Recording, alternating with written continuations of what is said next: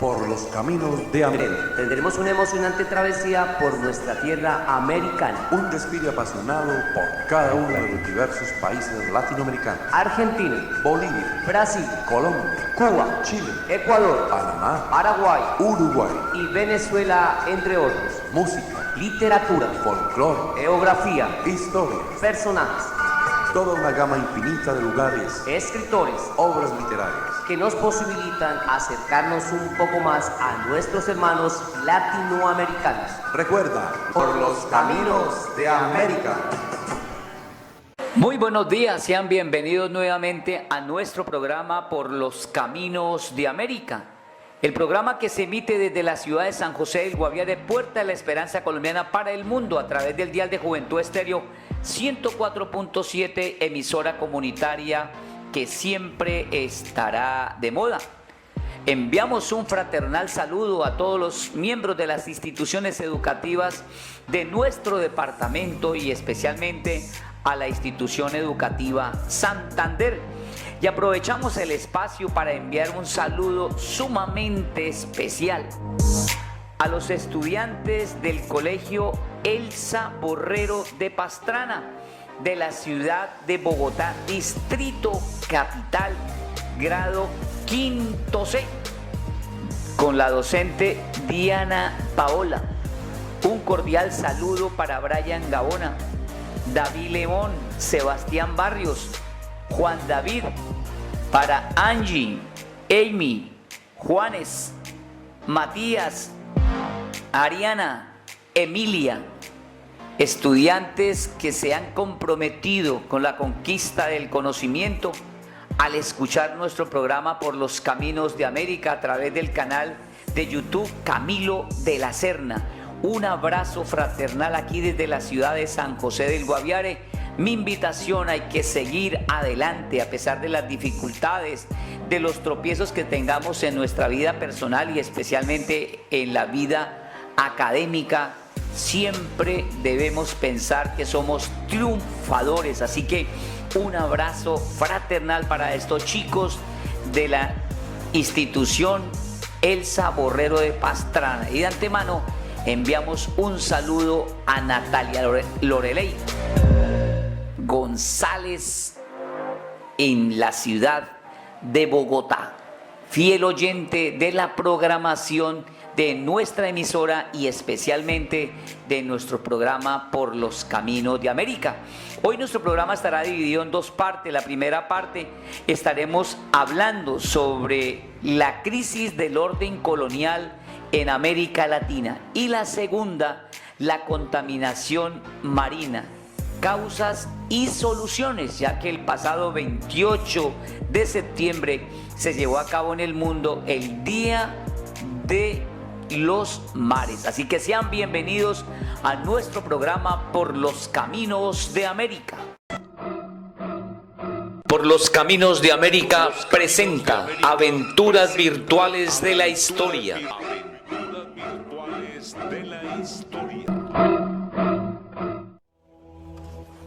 Como toda conquista, la irrupción de Europa en el actual territorio latinoamericano fue un proceso violento, ilegítimo e inmoral.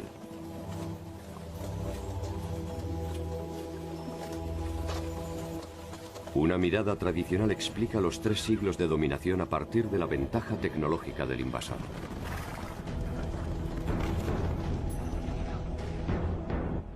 Para muchos, se trató de un simple enfrentamiento entre la inocencia y la impiedad. Sin embargo, los comportamientos de las sociedades originarias y emergentes jugaron un papel decisivo en la colonización. Muchas veces para rechazarla y otras tantas para consolidarla. Un pensador mexicano muy importante del siglo XX, José Vasconcelos, escribió una vez que la conquista de México la hicieron los indígenas y la independencia la hicieron los españoles.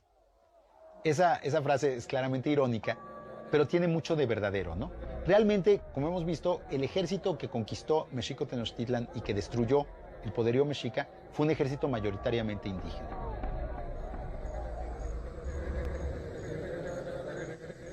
La conquista de México, iniciada en 1517, daría una proporción real a la empresa colonizadora. Después de su experiencia en las Antillas, por primera vez los españoles se enfrentan a una fuerza imperial capaz de darles batalla. La clave del éxito de Hernán Cortés reposa más en sus aptitudes diplomáticas que en sus condiciones militares. Cortés era un gran político, porque fue un hombre que supo identificar la posibilidad de las alianzas con los indígenas, que supo construir esas alianzas y que luego fue muy meticuloso en honrarlas y en mantenerlas a cualquier costo, porque sabía que esa era la clave para ganar el poder. Cuando los españoles se dan cuenta que venciendo a las cabezas de estos señoríos, toda la población se da por vencida sin prestar resistencia. Si han vencido a mis jefes o a los pueblos que han dominado a mi pueblo, quiere decir que yo no tengo ninguna posibilidad de resistencia. No hay que olvidar que en estos primeros años no debe haber habido en México más de 1,000 o 2,000 o inclusive 5,000 españoles cuando había pues quizá más de 10 millones de indígenas en el territorio. Era imposible que los españoles gobernaran directamente por la fuerza o por la política a los indígenas y sabían que los aliados eran fundamentales para ese gobierno.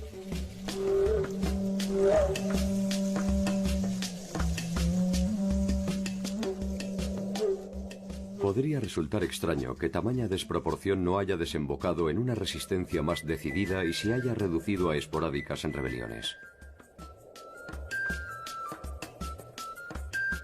El régimen de tenencia de la tierra puede ser una de las razones de esta pasividad.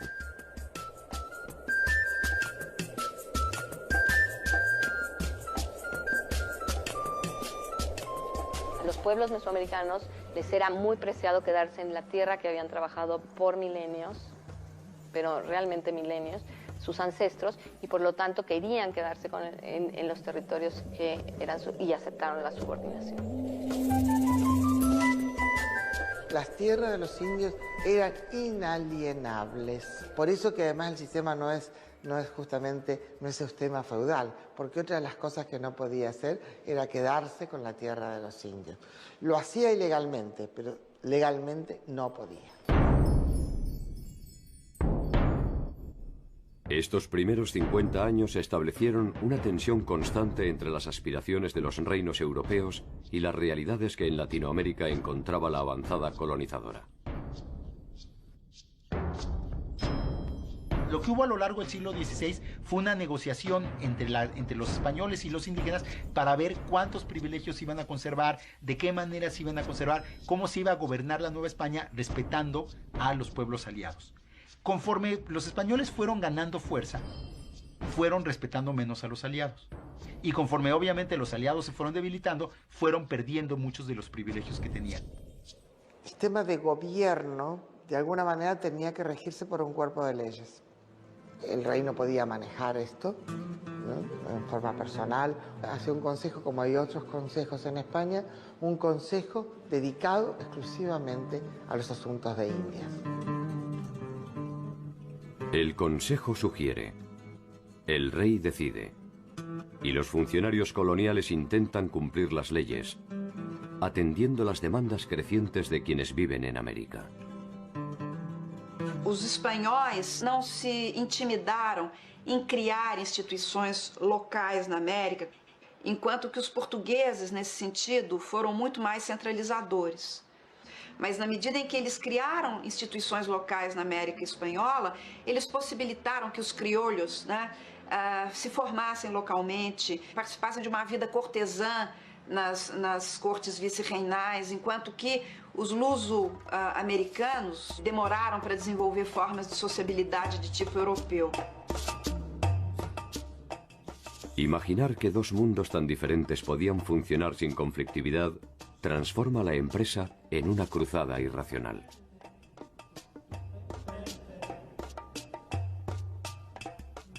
La corona de Castilla intentó aquí un desarrollo armónico que ni siquiera había logrado en su propio territorio. Hay que olvidarse que nosotros hablamos de España, pero que España no existía. España era un territorio en el que había muchos reinos, con sus propias jurisdicciones y sus fueros propios. Entonces lo que se va a aplicar acá en primer momento es la legislación de Castilla. La nutrida legislación que emanaba de España intentaba reglamentar la vida cotidiana, la convivencia entre dos culturas, las normas del comercio y el trabajo, y por si fuera poco, erradicar siglos de costumbres arraigadas. El problema de este Consejo de Indias es que la mayor parte de ellos nunca habían venido a América. Hubo algunos pocos casos de funcionarios que pasaron por América primero y luego fueron incorporados al Consejo de India. Esta gente nunca tenía una experiencia personal de cómo eran las Indias. A los problemas específicos de la colonia se suman los conflictos que se desarrollan entre las coronas europeas. El nuevo mapa del mundo se define en las Cortes. Y el Papa actúa como árbitro de las disputas, otorgando derechos a sus aliados, España y Portugal. O Brasil demora para ser ocupado. Os encontros pontuais, as expedições de reconhecimento da costa, mas a primeira tentativa mesmo de estabelecimento no Brasil mais efetiva, realizada pela coroa portuguesa, é 1549, quando se manda já um governador. Para entonces, España no solo había conquistado al Imperio Azteca, sino que también había derrotado a los incas. Desde el oeste, una expedición comandada por Pizarro avanzaba hacia el Amazonas. La primera fundación de Buenos Aires ya había fracasado, y Asunción se consolidaba como la ciudad más importante al sur continental. Brasil, en tanto, mantenía una precaria soberanía apoyado en el esfuerzo de los colonos. Há uma descontinuidade incrível na dominação portuguesa. A ocupação ela é descontínua e ela é descontígua, ou seja, com exceção da região de Minas Gerais, onde há uma malha urbana mais considerável, há um território imenso e parcamente ocupado. La expansión de las grandes potencias europeas en la búsqueda de nuevos mercados se alimentaba con cada civilización encontrada.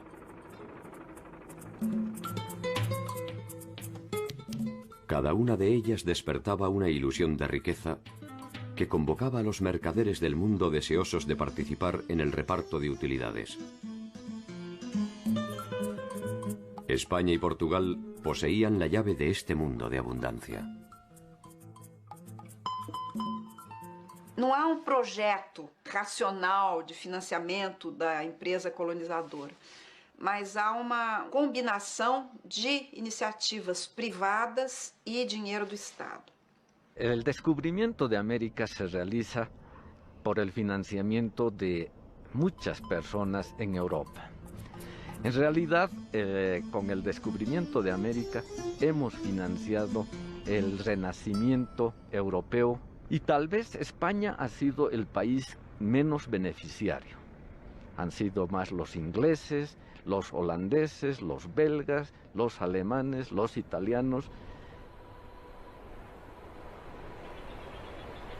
La exploración y la conquista del actual territorio del Brasil ofrecía muchas dificultades.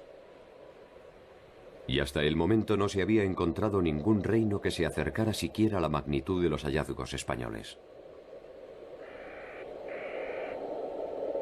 Ese desinterés no tardó en ser interpretado como una invitación. Francia, Holanda e Inglaterra decidieron que era el momento de arrebatar las llaves del paraíso. O Brasil foi ocupado pelos franceses entre 1555 e 1560 no Rio de Janeiro. São os franceses que fundam o Rio de Janeiro, praticamente, né? Os holandeses ocupam Pernambuco e há uma administração holandesa em Pernambuco durante quase 2 décadas. Portugal encontrará finalmente la manera de obtener rentabilidad de la aparente pobreza de la región mediante la producción agrícola. A partir do final do século XVI, a grande produção agrícola na América Portuguesa é a açucareira.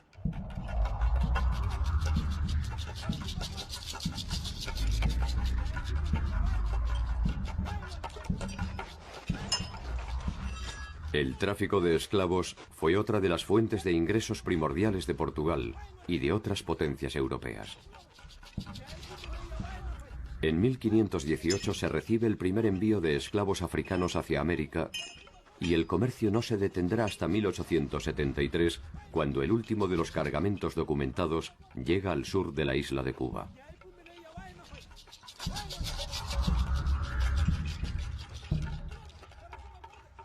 A presença de escravos negros ela é central na produção econômica americana e ela é central na organização da sociedade americana. A riqueza, sob muitos aspectos, ela é medida através do número de escravos que um determinado senhor possui. Havia um continente que surgia como fadado a ser escravizado, como é o caso da África. Por isso que hoje se diz muito que a humanidade tem uma dívida impagável, praticamente, com o continente africano.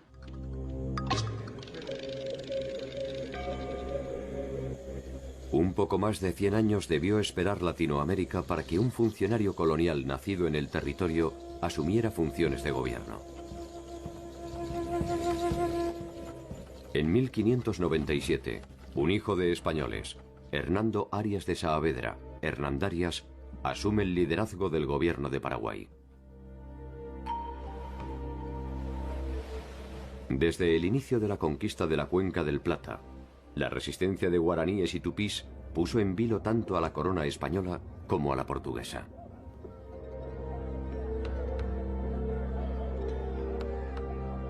Paraguay era un país pobre en el sentido de que no tenía oro ni plata. Si encima tampoco tenía indios para trabajar con los españoles, entonces era más pobre todavía. Las presiones de Portugal y las demandas de los encomenderos que exigen la pacificación interna desembocan en la convocatoria de una orden religiosa que habría de escribir una de las páginas más inusuales de la vida guaraní: la Compañía de Jesús.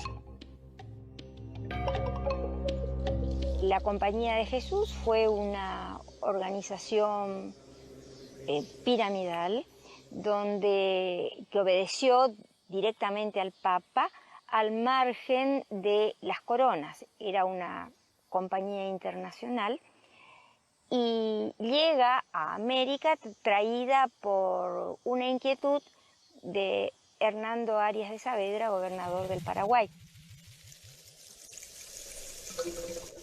Los jesuitas realizan su trabajo misional en Paraguay, Bolivia, Brasil, Argentina y Uruguay, congregando a los guaraníes en incipientes pueblos apoyados en la caótica legislación colonial. El hacer reducciones, las llamadas reducciones, los pueblos, reducciones, esto tampoco es original de los jesuitas, esto está en la legislación española, de que se congregue a los indios para que no anden desparramados y así puedan ser más humanos y cristianos. Se trataba de pueblos de indios manejados por no indios. Cada reducción tenía entre 1000 y 7000 personas y cada una de ellas estaba manejada por dos religiosos.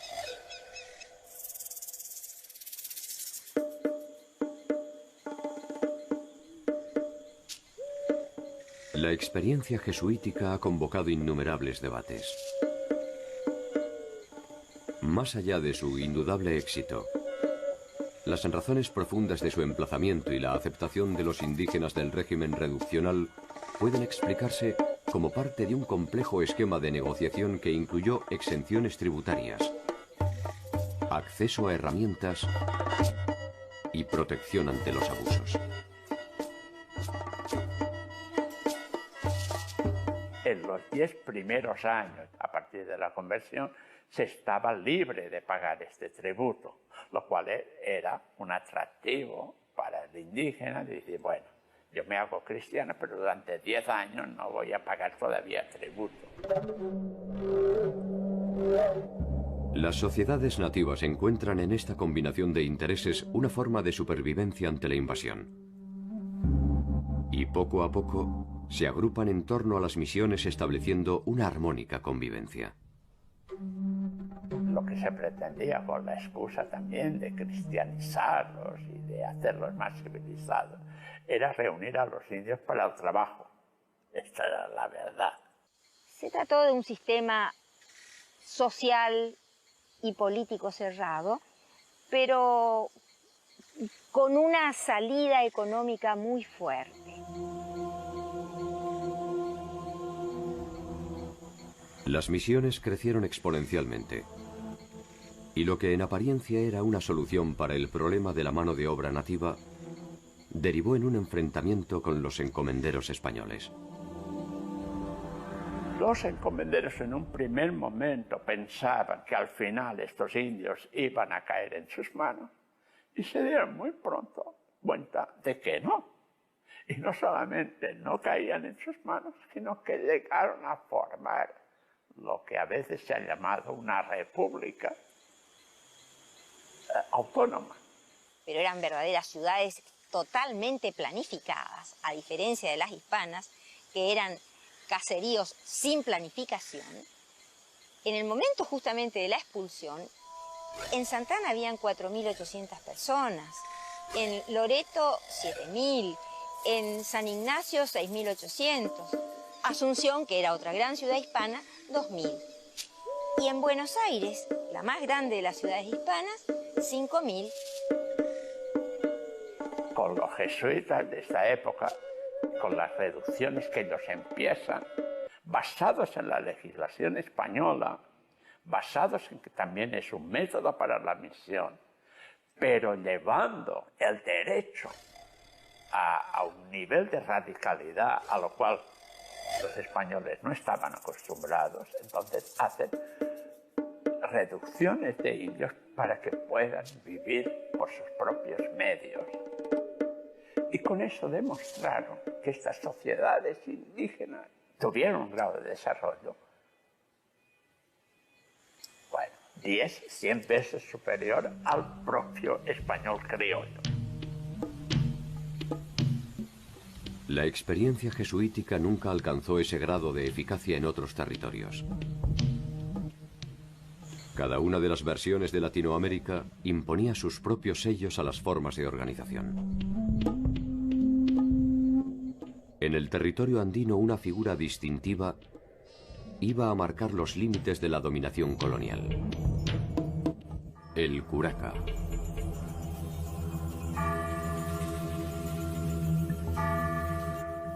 En 1548, en las cercanías del lago Titicaca, se funda la ciudad de La Paz.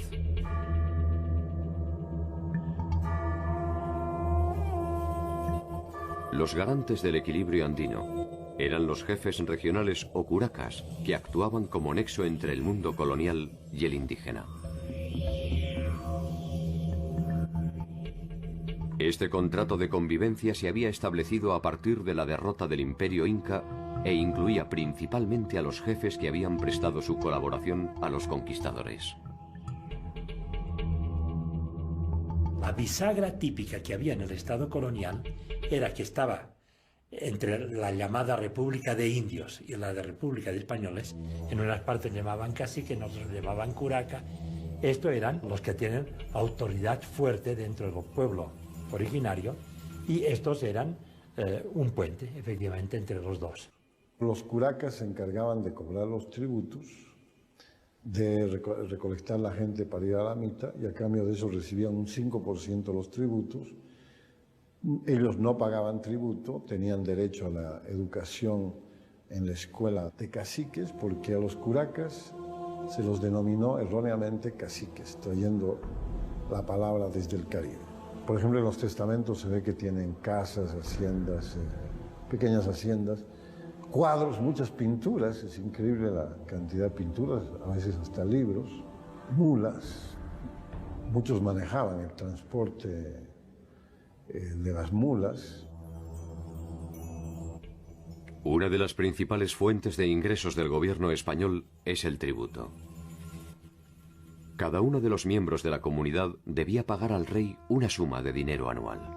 El tributo se fija en pesos, es decir, el indígena tiene que ir a vender su producción en el mercado, eso significa que va a ingresar al sistema mercantil, vende su producción en el mercado y con lo que gana ese mercado tiene que pagar el tributo. Se pagaba 2 veces al año, en San Juan, en junio y en Navidad. La elección de las fechas no resulta casual. Las fiestas y celebraciones eran una institución de vital importancia en las relaciones de intercambio andinas.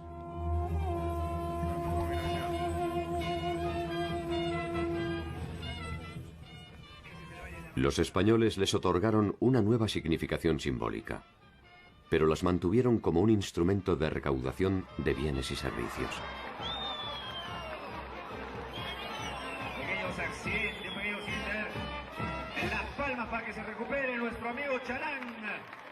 Siempre en estas fiestas era el momento en que también nombraban a los que tenían que ir a la mita de Potosí.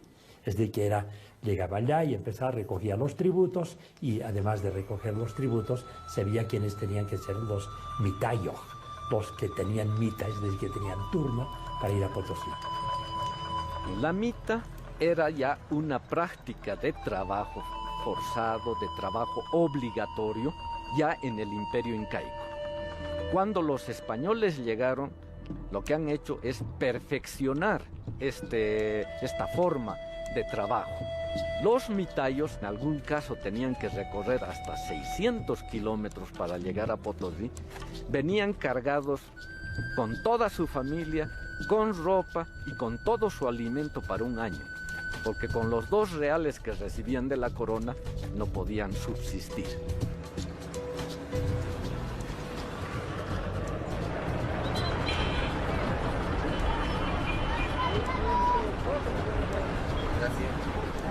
Ustedes no conocen y necesitan conocer la mina para trabajarla. Es que me gustaría que entren un hito por lo menos para conocerlo. No es como imaginan.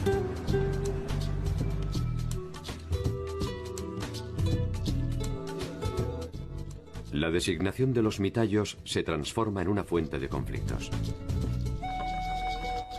Los curacas designan discrecionalmente a los elegidos, quienes a cambio del pago de una suma pueden eximirse de esta obligación. En poco tiempo, este pago ilegítimo es una fuente de ingreso de vital importancia para la corona y fundamentalmente para los funcionarios coloniales y los curacas, que presionan a la población siguiendo el nuevo protocolo de rentabilidad impuesto por los Borbones. Quizás es muy importante para entender todo lo que ocurre en este tiempo, un cambio que ocurre en España, que es que entran los Borbones. Y los Borbones, vistos desde la perspectiva española europea, son los modernizadores del Estado y por ende también de las colonias. Toda esa especie de convivencias, modus vivendi, que se habían encontrado entre la República de Españoles y la República de Indios, lo encontraban anticuado y lo querían modernizar. Y entonces el Estado tenía que ser mucho más fuerte en todas partes. Estas transformaciones afectan principalmente a los intereses de los grupos corporativos, encomenderos, comerciantes, propietarios de minas y transportistas. Incluso la Iglesia ve reducido su poder tanto en lo económico como en lo político. En 1776, la Compañía de Jesús es expulsada de España y Portugal, y como consecuencia debe abandonar las reducciones guaraníticas. Los jesuitas fueron sustituidos por franciscanos, mercedarios y dominicos. El mapa de Latinoamérica cambia al ritmo de estas reformas y se crean nuevas jurisdicciones políticas que buscan reforzar el control sobre la actividad económica. Lo que hoy es Bolivia dependía del Virreinato del Perú hasta 1776.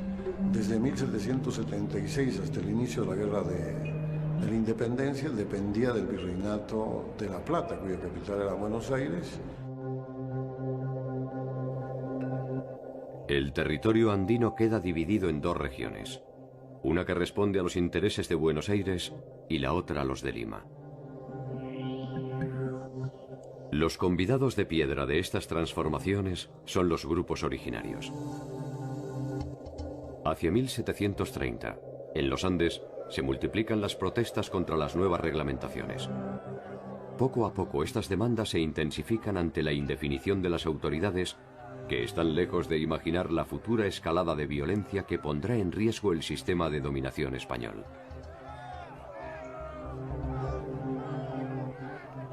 Los curacas, que fueron aliados de los españoles durante la conquista, y naturalmente sus herederos, gobernaron las comunidades andinas por algo más de 200 años. El doble de lo que había durado el Imperio Inca. El nombramiento de nuevos curacas, impulsado por los Borbones, los desplaza del centro del poder y compromete sus privilegios. Los españoles borbónicos empezaban a poner su gente, a olvidar a estos que era como, digamos, la nobleza que servía de puente entre los dos. Y empezaban a poner su gente como las principales autoridades.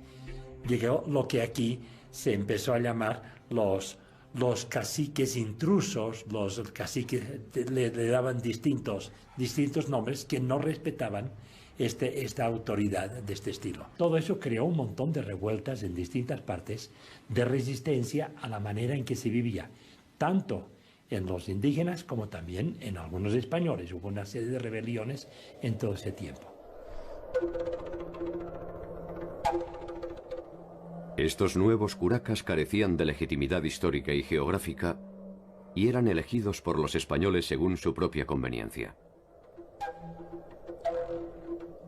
Los curacas desplazados y sus herederos no tardaron en presionar a las autoridades para recuperar su pequeño espacio de poder. Florencio Lupa era un curaca mestizo que gobernaba la región de Moscari. En su figura se concentran todos los vicios que sirvieron de fragua para la rebelión.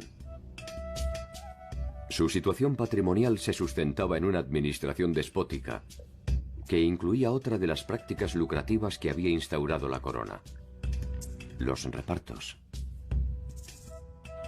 Los repartos era en vez de mercado libre o comercio libre, comercio obligatorio. Telas que llegaban de España o de los Obraques o de otras partes, mulas que venían del norte argentino. El corregidor tenía el monopolio de la comercialización de esto y obligaba a que la gente del común compraran esas cosas.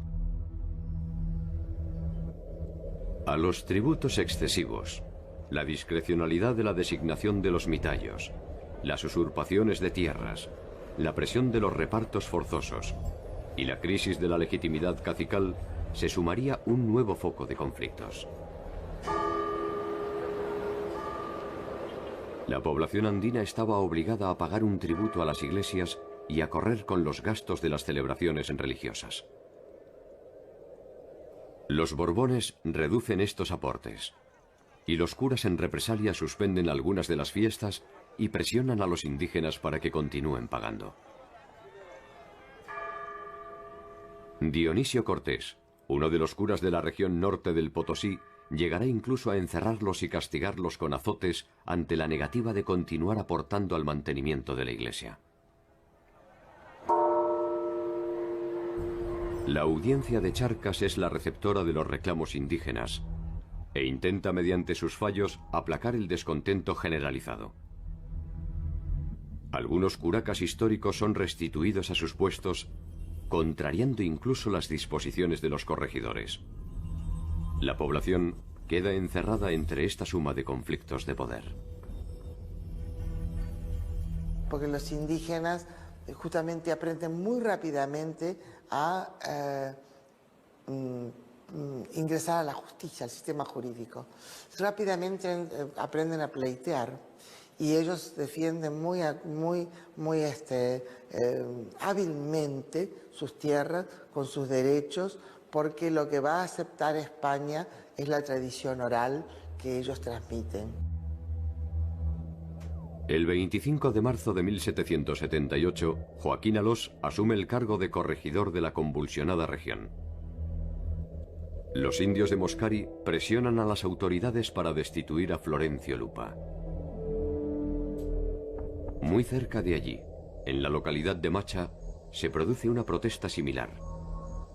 Dos indígenas del lugar, Tomás Catari y Tomás Acho, intentan deponer al curaca que ha designado a Alós, reclamando que ellos son los auténticos curacas de Macha. Alós los manda detener. Lejos de amedrentarse, en cuanto recuperan su libertad, inician su más ambiciosa travesía. Se fueron caminando hasta Buenos Aires a reclamar en el virreinato que ellos eran los legítimos curacas de esta región. 3000 kilómetros los separaban de la capital virreinal. Tomás Catari era un indio modesto, analfabeto, y su condición de heredero legítimo por vía del linaje era al menos cuestionable. Sin embargo, quizás en honor al carácter épico de la proeza, es recibido en Buenos Aires por el virrey Bertiz, quien ordena investigar al corregidor Alós y reponer a Catari como curaca de Macha de comprobarse la veracidad de sus planteamientos. A su regreso, en mayo de 1779, Tomás Catari es encarcelado nuevamente por Alós, quien confisca el documento firmado por el virrey, aduciendo que es falso. En agosto de 1780, Alós sufre una violenta manifestación que exige la liberación de Catari. Al comienzo de la represión, Alós es tomado prisionero. Y lo tuvieron detenido y entonces lo llevaron de comunidad en comunidad, le vistieron de indígena, ¿no? Descalzo, y le daban a comer chuños. Así vivimos nosotros, lo sentimos, pero eso es lo que tenemos y todo eso. Y lo tuvieron detenido hasta que Alós hizo una orden, en quien la orden dio la orden de liberar a Tomás Catari. Durante este conflicto, los grupos aymaras de Macha terminaron pagando a Tomás Catari el tributo exigido por la corona. Catari no solo entregó sus tributos a las autoridades virreinales, también aumentó la recaudación, demostrando los manejos fraudulentos que se habían institucionalizado en la región. Sin embargo, la detención del corregidor Alós era un abierto desafío al orden colonial, que difícilmente pudiera ser tolerado. El 5 de septiembre de 1780 hay incertidumbre y preocupación en la ciudad de La Paz. Los rumores hablan de un inminente ataque de los indígenas. La conmoción tiene sus razones en las puertas de la ciudad más representativa del poder español. Sobre una cruz se exhibe la cabeza del curaca más representativo de la corrupción local, Florencio Lupa, quien ha sido ejecutado por los rebeldes.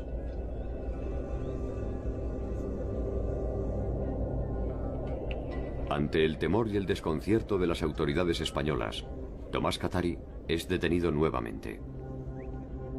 Y fue entonces que, por influencia de unos españoles que trabajaban en minas de allá, agarraron a Tomás Catari y, llevándolo a Sucre, en unos barrancos que hay allá, que se llaman Chataquilla, allá lo despeñaron.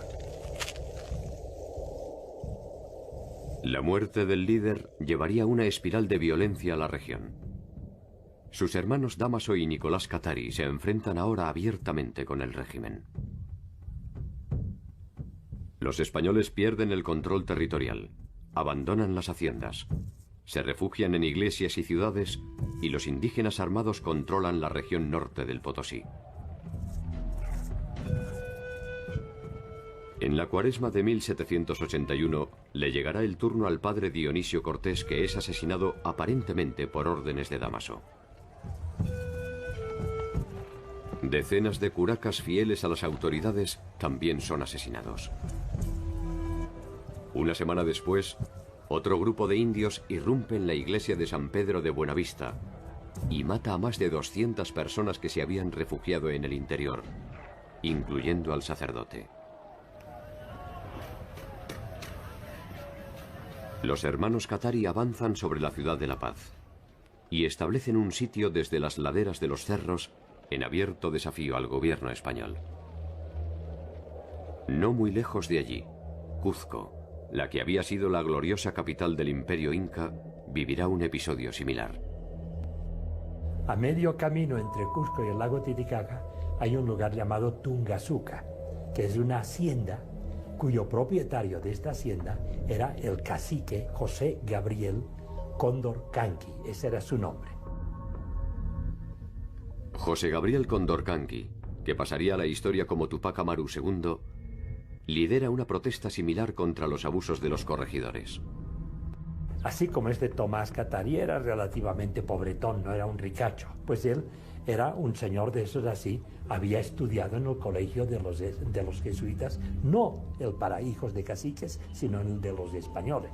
Tenía mucha conciencia de su nobleza inca, tenía un pleito en el virreinato por el marquesado de Oropesa, es decir, un título nobiliario español. Mientras que la sublevación de los cataris fue la consecuencia de un proceso algo improvisado, la de Tupac Amaru fue una acción premeditada que perseguía fines específicos: la búsqueda del poder. El corregidor de la región de Tinta, don Antonio de Arriaga, serviría de instrumento para dar inicio a la rebelión y hacerla irreversible.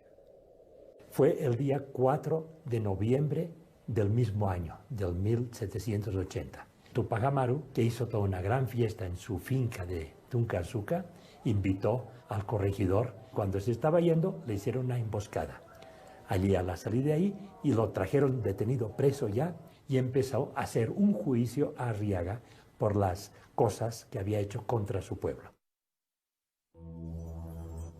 La sorpresa de Arriaga debe haber sido mayúscula. Un nativo se arrogaba el poder de justicia en territorio español. Al menos no fue una sorpresa duradera. 6 días después sería encontrado culpable y Tupac Amaru II daría un paso más arriesgado. Levantó una horca, que era privilegio de los españoles, y lo colgaron. Y a partir de eso, entonces empezó una rebelión, y ahí Tupac Amaru buscó una alianza con los mestizos del Cusco. Los indígenas de la región, cansados de los abusos, se suman mayoritariamente al llamado de Tupac Amaru, quien al mando de un improvisado ejército obtiene una primera victoria en Sangarará. Ahora se encamina a Cuzco. Su esperanza es que los criollos se plieguen al movimiento ante la promesa de libre comercio y supresión de impuestos. Los criollos finalmente eligen el dominio colonial. Tupac Amaru llegó a cercar el Cusco, pero no tuvo éxito. Lo persiguieron y en una batalla no lejos de Tungazuca, allá perdió, alguien lo denunció y entonces lo ejecutaron en la plaza del Cusco con los 4 caballos. Cada parte de su cuerpo iba a un sitio que había sido rebelde para escarmiento. Y así fue que acabó Tupac Amaru pronto, bastante pronto. Algunos de sus capitanes logran escapar hacia el sur, donde la rebelión iniciada por los cataris aún no se había apagado. Los cataris todavía mantienen el cerco sobre La Paz y están en condiciones de dar el golpe definitivo. Pero las diferencias internas entre los grupos rebeldes, fundamentalmente entre los de Macha y Pocoata, paralizan el movimiento. El cerco se diluye y algunos curacas comienzan a ver que quizás han ido demasiado lejos. Los hermanos Katari y los principales líderes en rebeldes son delatados por sus propios compañeros y apresados por las autoridades españolas. Los traidores recibirán a cambio una amnistía general y la restitución de sus privilegios. La caída de Nicolás y de Dámaso en las puertas de Sucre ocurrió a principios del 81. Los detuvieron, les hicieron un juicio y los ajusticiaron. Dámaso Katari y su hermano Nicolás, junto con otros insurgentes, fueron ahorcados en la plaza pública. La orden exigía que sus restos mutilados se exhibieran en las cabeceras de los pueblos rebeldes. Pese al escarmiento ejemplar, el control de la región estaba lejos de volver al estado anterior a la revuelta. Entre Potosí y La Paz se encuentra la ciudad de Oruro. De allí surgiría el líder que podría reunir ambas rebeliones bajo un solo nombre: Julián Apasa. Ya se sabía que Tomás Katari lo habían matado, ¿no? Que Túpac Amaru ya lo habían matado, y entonces él hizo una sesión de lo que se podría llamar de chamacanis. Chamacani es el nombre de uno de los sacerdotes, de los profetas, diríamos, de la cultura aymara, que quiere decir el dueño de la oscuridad, ¿no? Que hablan con los cerros, con la madre tierra, etcétera, etcétera, desde la oscuridad. No tienen contacto, como una especie de medium. Entonces, en una sesión, en un cuartito, no se sabe dónde, él estaba ya acurrucado, tapado con un poncho, y de repente empezó a hablar, y le empezaron a preguntar: ¿y quién eres? Y de repente dijo: soy Tomás Túpac Katari.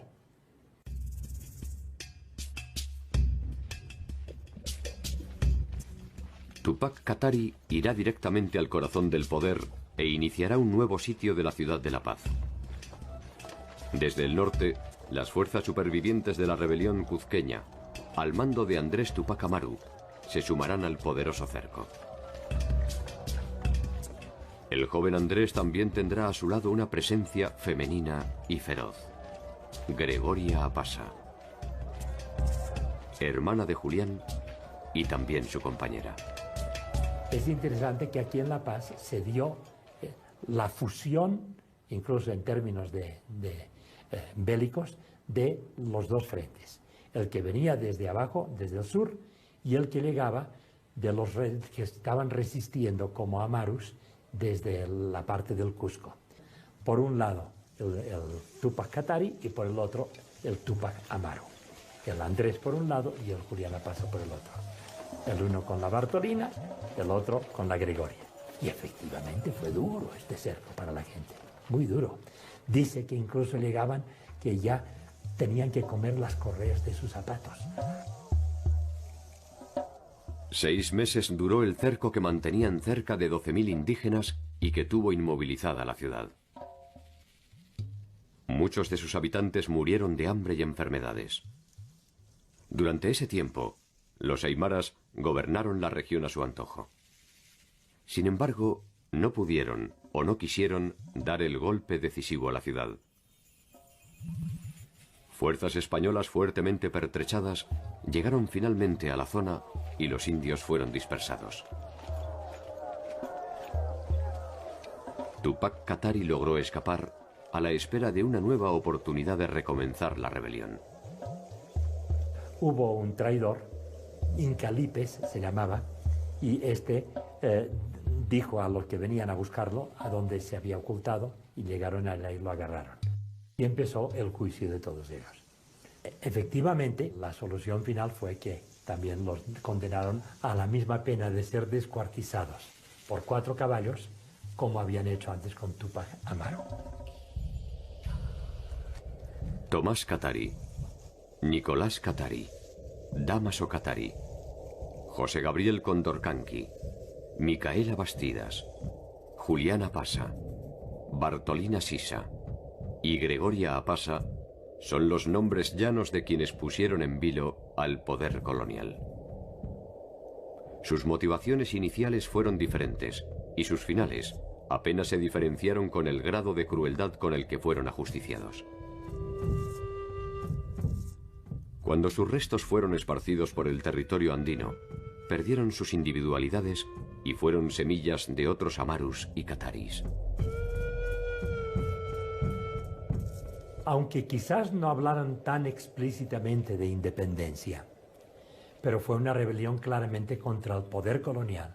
Si querían llegar hasta quitar los españoles, ahí hay dudas, pero fue donde los criollos, que también podían estar descontentos, vieron que la posibilidad de romper con la corona era posible.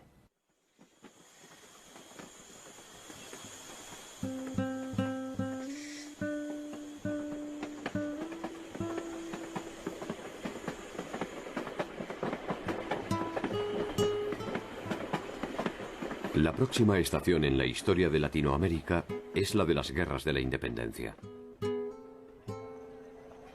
Allí se detendrá el viaje de la conquista europea y se iniciará una nueva y no menos conflictiva instancia política. Los pueblos originarios perdieron en esa ocasión el tren que podría haberlos llevado a una demorada victoria. La fanática convicción del poder colonial los había homogeneizado como tributarios sometidos. Ese sometimiento estableció un grado de pertenencia común que originó muchas de las rebeliones indianas. La compra de voluntades y la obtención de módicos privilegios finalmente definieron la suerte de las revueltas. Mientras que algunos grupos resistieron con perseverancia la dominación, otros muchos prefirieron amoldarse a las condiciones del vencedor, dándole el impulso necesario para prorrogar el sometimiento. Quizás ese sea el único saber que nos legó la larga noche de la ignorancia. La tierra no es una herencia de nuestros padres, sino préstamo a nuestros hijos. ¡Salvemos nuestro planeta! Guardianes del Templo del Jaguar, por un planeta mejor hoy.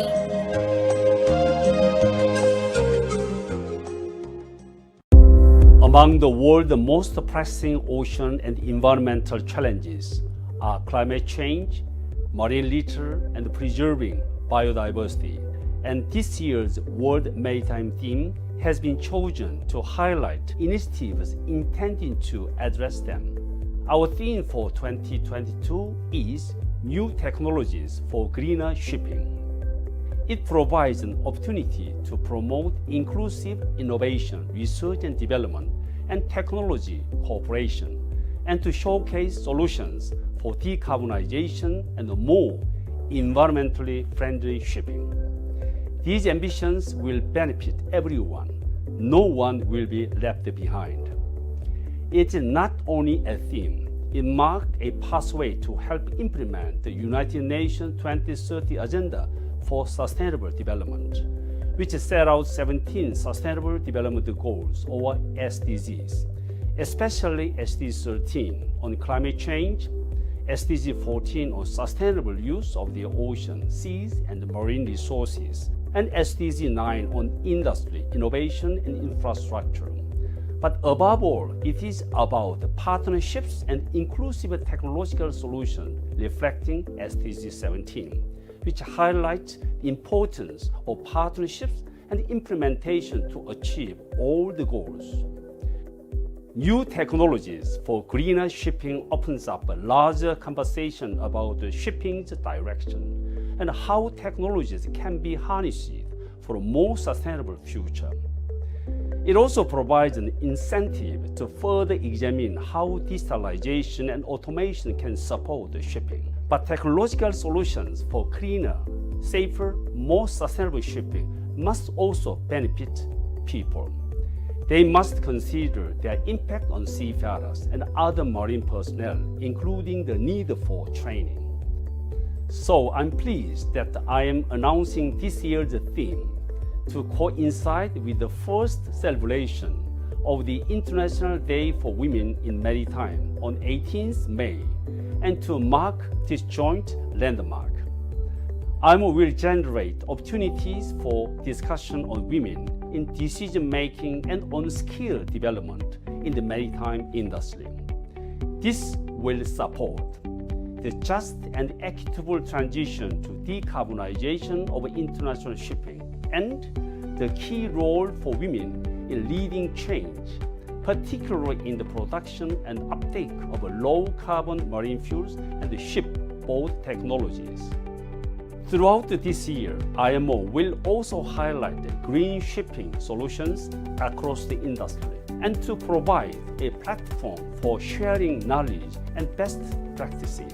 IMO will also foster a dialogue on innovation and technology needs for greener shipping, sharing knowledge at the global level.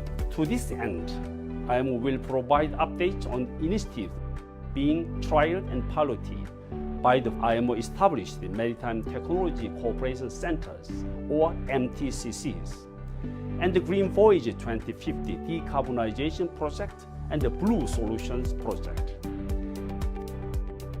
These will demonstrate new maritime decarbonization technologies and build on our next-gen decarbonization initiative, which links efforts of existing IMO project, MTCC and various R&D centers to enhance knowledge sharing at the global level. We will also organize another global forum to address technology and its deployment in the maritime sector, with a specific emphasis on needs of developing countries, especially least developed countries and small island developing states. In addition, we will be hosting the second IMO Symposium on alternative low-carbon and zero-carbon fuels, which will focus both on opportunities in renewable fuel production for the shipping industry in developing countries, and on supporting technology cooperation initiatives to support their transition toward decarbonization. Another global project will showcase solutions for biofouling management to protect biodiversity and help reduce emissions, while a further initiative will tackle marine plastic litter. All of these projects highlight the need for all stakeholders across the maritime sector to work together and find solutions. And I know that we can all do this. During the year, we will invite all of you to discuss and showcase and highlight inclusive solutions for the future of shipping. And we will provide information on how to share your technology stories in due course. I'm excited about the possibility that this year's theme, New Technologies for Greener Shipping, brings to a global conversation on the future of our planet, and I look forward to hearing from you as well. Let us continue and enhance our conversation for a greener, more equitable, and a more sustainable maritime future. Los niños del mundo de